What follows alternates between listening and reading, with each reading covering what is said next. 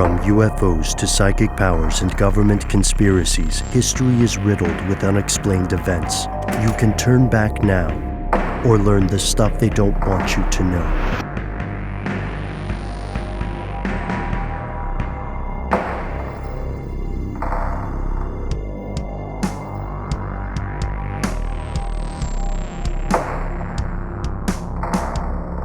We're back. Earlier, we noted that whomever was throwing smoke bombs at that construction site, whoever they weren't throwing explosives. You know, this wasn't C4. They weren't lighting fires.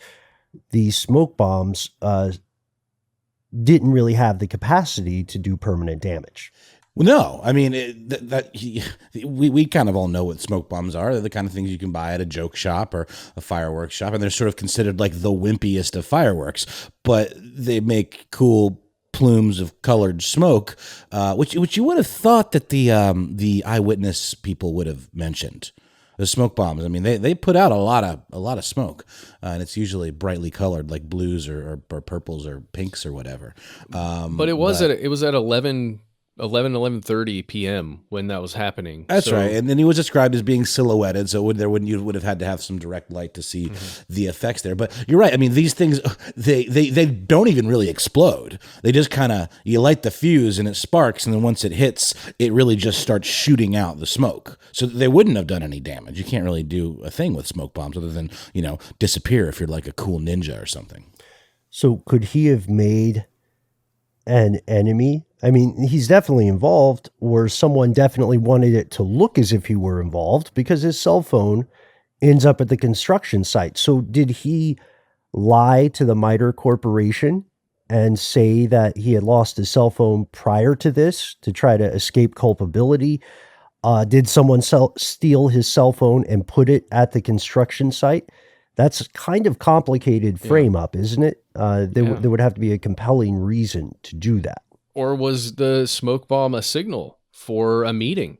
That sounds silly, but maybe the smoke bomb at a construction site was, maybe the construction site was a quiet place to meet that he thought would be, he'd be able to have a confidential conversation.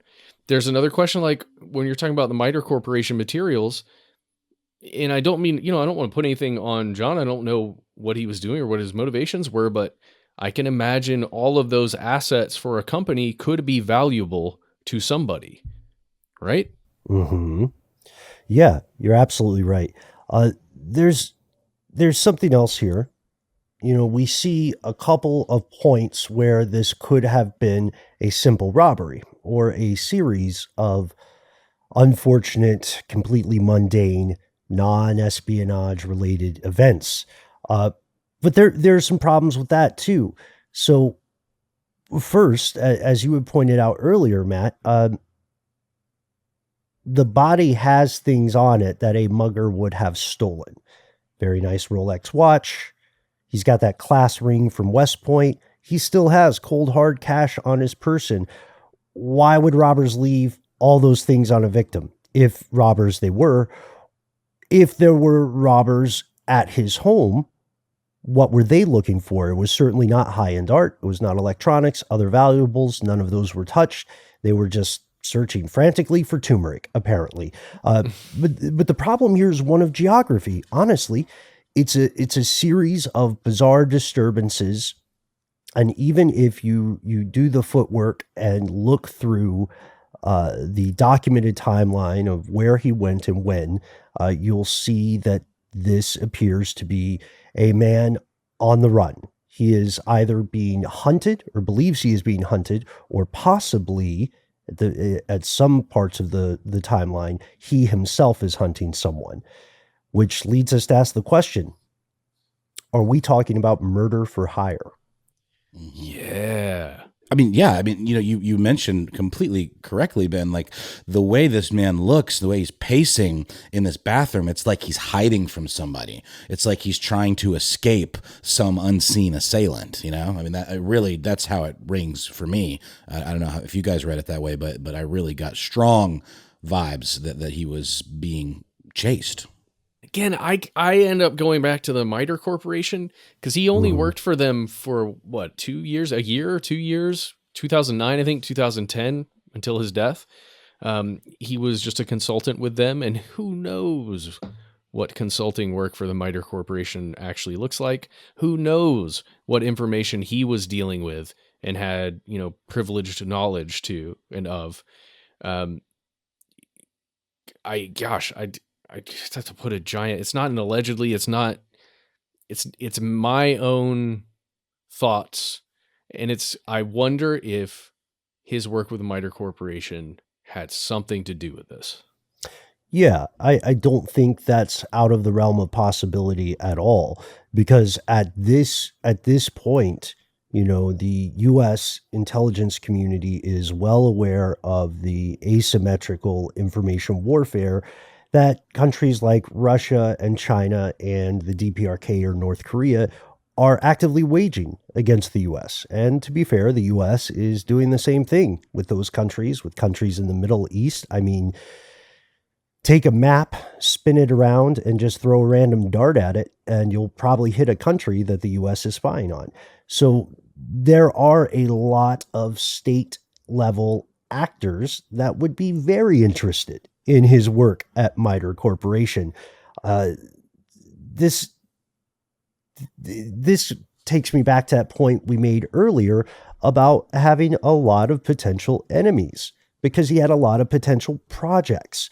It's a nexus of speculation. And there's a disturbing part here that I wish some of those documentaries we mentioned spent more time on. And it's this. So we've talked about CCTV before, closed circuit television. This stuff is, generally right now, it's not all interconnected, right? So like the pizza shop on one side of the street may have a couple of security cameras, and the cupcake factory or whatever on the other side of the street may have their own set of cameras, but they don't really share data. Thing is, law enforcement can legally obtain those, especially in the case of an investigation of a heinous crime like a murder. Wilmington in particular is inundated with cameras. It is lousy with cameras. There's so many.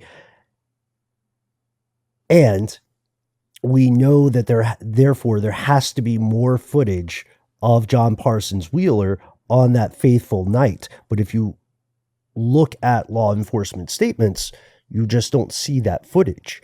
You don't see the vast majority of what could be out there. And looking at the facts alone, it's plausible that this investigation was at some point and from some high level stonewalled.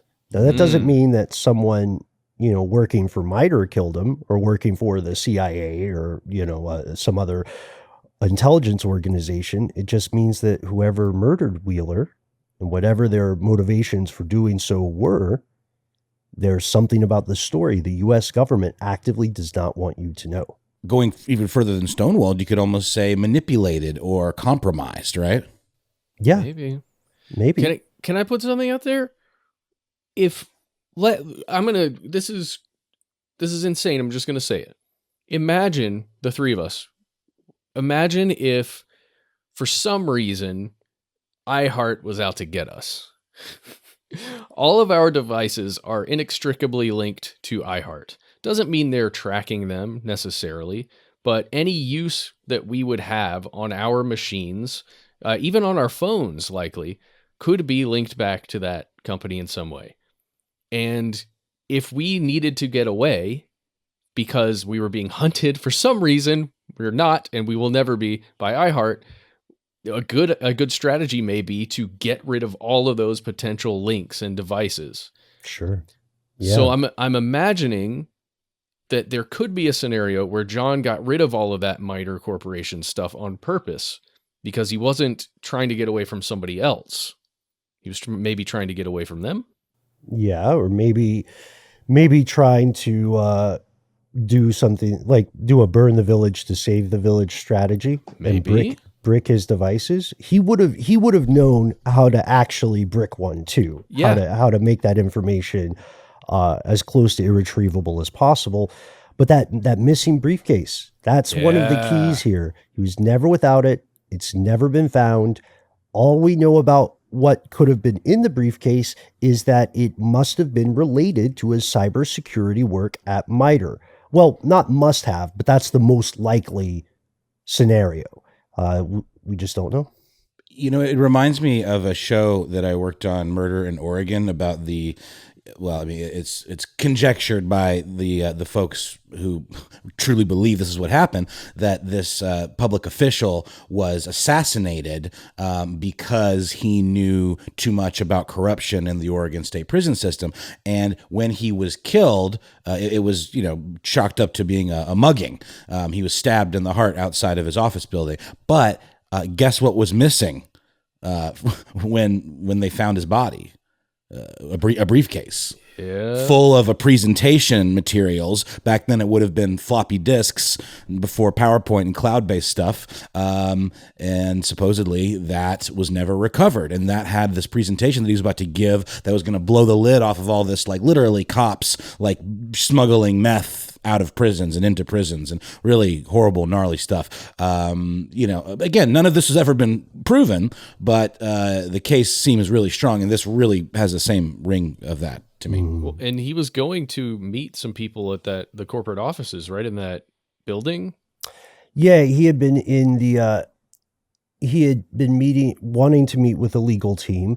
He had also been around the DuPont building at the same time. And again, he had emphasized to his family and to his colleagues that he had to work, even though it was like the end of the year. Like, he had to go in and knock out some incredibly crucial stuff with Mitre. It is currently unknown whether the last several hours of his life were spent in Wilmington or in Newark. There's no conclusive murder scene that has been found, or at least there's none that's been discussed with the public. And if there's an exact time of death, that has also not been released. In fact, going to my earlier theory that there's some stonewalling or some obfuscation here, on January 8th of 2011, just a few days after his body was discovered, a Wilmington city councilman named Kevin Kelly told police not to, quote, go overboard in investigating this man's death. At the time. Yeah, right? That's weird. It's like, okay, yeah, look into this murder, but you guys don't make it a whole thing, It's a high-profile person who passed in a very strange way. Mm-hmm. And you say, don't worry about it? Yeah, chill, bro, right? At the time of this recording, any toxicology reports on Wheeler that may have, indicated some kind of substance in his body, they are unavailable to the public. Medical examiners, I found a couple sources saying that the examiners indicated they either found no abnormal chemicals or nothing that played a role in his demise. Because we have to remember, some substances can be metabolized very quickly, and they'll still have damaging effects. But when you check the body afterwards, they'll be clean, and they'll have appeared to die of something like asphyxiation or heart failure. Oh, geez. Russia does polonium on purpose. Yeah. It's so that it's Russia. But there are other much less apparent substances. What was the stuff Navalny got hit with in his underwear? Novichok. That's the whole point, at least according to that phone call, if you believe it, was that it would be untraceable. You'd have no idea what happened. Right. But then also, how much of an expert is that guy if he's going to talk about that stuff on the phone? Well, okay, come on. He was allegedly, at least according to his belief, was talking to one of his handlers. Okay. All right. But yeah, all right. Well, far be it for us to criticize someone else just trying to do their job. So in some ways, this case does bear similarities to that still unsolved death of Elisa Lam. We have video footage. We have records of communication. What we do not have, however, is anything like an explanation. Yeah, not even close. And unlike the case of Lam, it appears the world at large has moved on from the mysterious death of John Wheeler. It really does seem that way. I'm thankful that Unsolved Mysteries came back with this episode, because it feels like it's really jump started at least discussion online in a lot of places. Because I think, man, it's been 10 years, almost 11 years. No, 11 years. God, it's been so long. And one of my big questions coming away from this after reading everything, watching all this stuff, there are two scenarios for me. One is that he really was going through some kind of mental state where he was either manic or super low, right? Where he was just going through something. I'm not, confused is the wrong word, but he was focused on other things. And what we see in the footage is him truly in a distressed, confused state. And he's not sure what's going on. He's trying to find his car. Then he gets lost. He has no way to communicate because he doesn't have a cell phone. He can't get back to his wife, who would, like be his mental rock, or another family member, or somebody familiar that would kind of help him. And he's cold. He's in a different place. Maybe a car took him to Newark when he didn't expect to go to Newark for some reason, or somebody he got in a car with bad intentions took him to Newark instead of where he wanted to go. And, that's one potential thing. And along with that is maybe he was cold and he climbed into a dumpster, which is a common thing that occurs when it's very, very cold outside and there's no other place to go. Dumpsters are used. In that Unsolved Mysteries episode, there's a few people who work in that industry saying that, yeah, it's very common for us to load the truck up to one of these dumpsters. You put the forks in, and then somebody will pop out the top or jump out the side and be like, whoa, whoa, whoa, whoa, stop, I'm in here. And I'm not saying that John would or wouldn't do that. It's just a real possibility, right? Yeah, it's a real possibility, and it's an excellent point. We do also need to point out that, the family, the survivors, his relatives, his friends, his colleagues have all also, done their best, hiring investigators, putting out rewards for information, but still at this point, there seem to be no leads. The craziest question is, could a government agency of some actor, some state actor, or a faction thereof have targeted him for his extensive high-level knowledge? He knew a lot of stuff, But the thing is, he seems by all accounts to be a real company man. Like, he's ideologically loyal. He doesn't seem like he's the type to divulge secret intelligence, to spill the espionage beans or anything like that. So then we have to ask, I don't want to get all Jacob's ladder with this, but we have to ask whether there might be a personal revenge motive at play. Could it have been something related to Vietnam? There's no solid proof of that. Or that house across the street where he was trying to shut that thing down. I think that's a real possibility, that he made a personal enemy somehow, one way or another. And the other thing I want to bring up with that dumpster, just really quickly, I'm sorry that I didn't finish that thought there.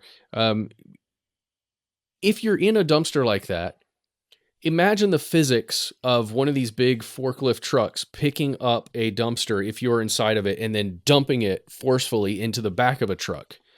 Then also think about the fact that a lot of those dump trucks have a compressor function on purpose to compress trash. Imagine if you got stuck in there accidentally, are caught unawares, get dumped in there, and then get crushed to a certain extent. The injuries that are shown on that report, like crushed ribs, like he appeared to have been beaten up, but I'm wondering, this sounds so silly, and I don't mean to discount the work of any coroner, of any medical examiners, but like I'm trying to imagine how much damage would be done to a human body if it went through that process. If you're in a lot of fairly malleable trash, how much would a human body actually get crushed?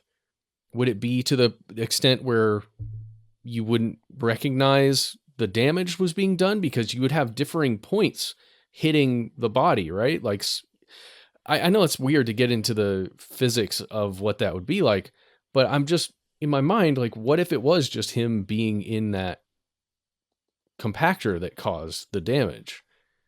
Tell me if that's stupid. I don't It's know. not. No, it's not stupid at all. But even if the thing is, even if that's the case, it doesn't explain some of those other things leading up to the demise, right? So, if it is something like that, it's still, I would say, no less tragic. That's a horrible way to go, especially when you're already having what appears to be a very hectic and unpleasant series of days. Yeah, it's quite possible. It's also possible that maybe he was beaten before. Maybe he was beaten near to the point of death and then escaped into a dumpster to hide. It is possible.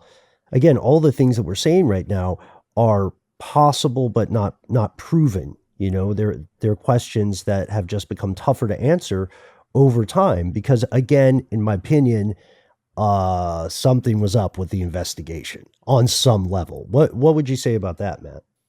Yeah, I mean, from what we found there from Kevin Kelly, that seems off.